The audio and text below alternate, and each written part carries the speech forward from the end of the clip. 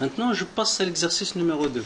Écrire un programme C++ qui rajoute 1 à la variable n, du type entier, de 4 manières différentes. Très bien. Donc ici, on veut un programme qui ajoute à chaque fois à une variable entière une valeur de 1, de 4 manières différentes. Donc tout d'abord, je déclare mon entier, qui est n par exemple. Donc regardez, je peux ajouter, je suppose que n, ce n'est pas la peine de le saisir, je vais mettre dedans 1. Donc je peux ajouter à ce n la valeur 1 comme suit. N égale n plus 1. Tout simplement. Je peux l'ajouter de cette manière. Rappelez-vous l'opérateur d'affectation composé. Composé, ça veut dire deux opérateurs.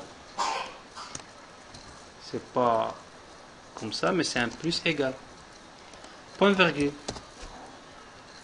Je peux aussi ajouter la valeur 1 avec l'opérateur de post-incrémentation. Le n++. Je peux ajouter la valeur 1 à n avec l'opérateur pré-incrémentation. Voilà, donc il s'agit de 4 manières. Je peux afficher en fait la valeur de n à chaque fois, puisque la valeur initiale c'est 3. Si j'ajoute 1, c'est 4. Si j'ajoute 1, c'est 5. Si j'ajoute 1, c'est 6. La dernière valeur, c'est 7. Donc ici, la première façon.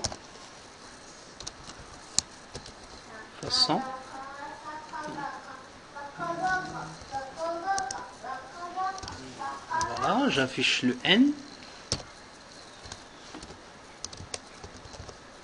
Point virgule. J'affiche pareil le n ici, mais ce sera deuxième façon. Ici, j'affiche le n, troisième façon. Et ici, j'affiche le n, quatrième façon. Voilà. Bref. Je compile. Je peux compiler exécuter en même temps, avec ce bouton. Voilà. Donc, vous voyez que première façon, c'est 4, 5, 6. À chaque fois, j'ajoute 1. D'accord. Je passe maintenant à la deuxième question. Sans utiliser l'opérateur d'incrémentation plus ni de décrémentation moins, écrit un programme C++ qui est le même effet que le code suivant.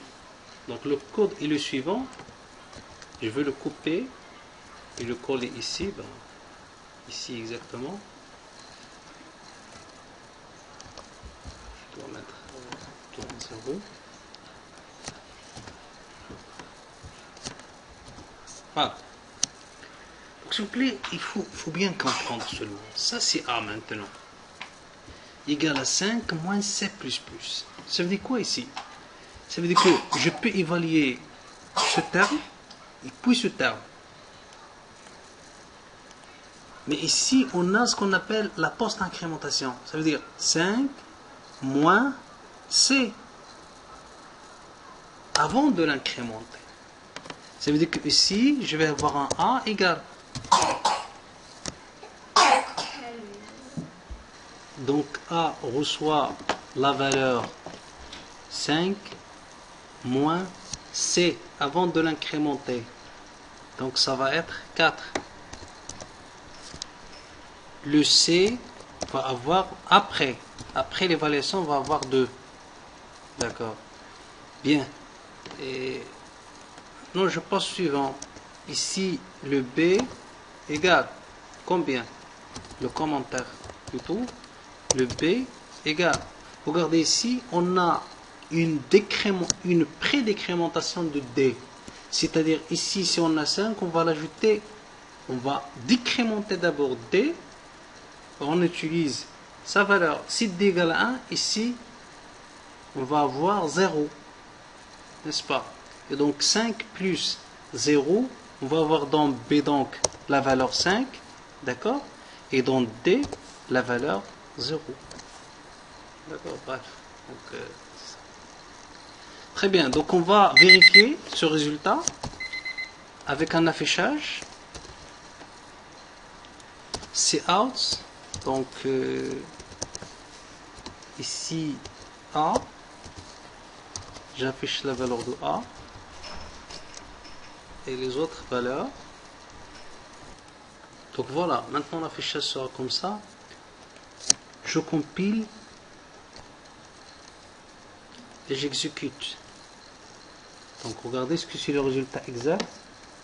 On a dit dans A, on va y avoir 4. Dans B, on va y avoir 5. C'est exact. C, on va avoir 2. Et dans D, on va avoir 0. Donc c'est exact. Maintenant, on va essayer d'écrire le même programme qui a le même effet, mais sans l'opérateur d'incrémentation ni de décrémentation. C'est très simple. Donc je commence par cette expression-là. D'accord? Je commence par cette expression. Voilà, je colle cette expression ici. Donc au lieu d'avoir le C++, puisque je sais que l'incrémentation, ça va venir après, j'incrémente le C après l'instruction, après son évaluation. L'autre expression, je vais la copier.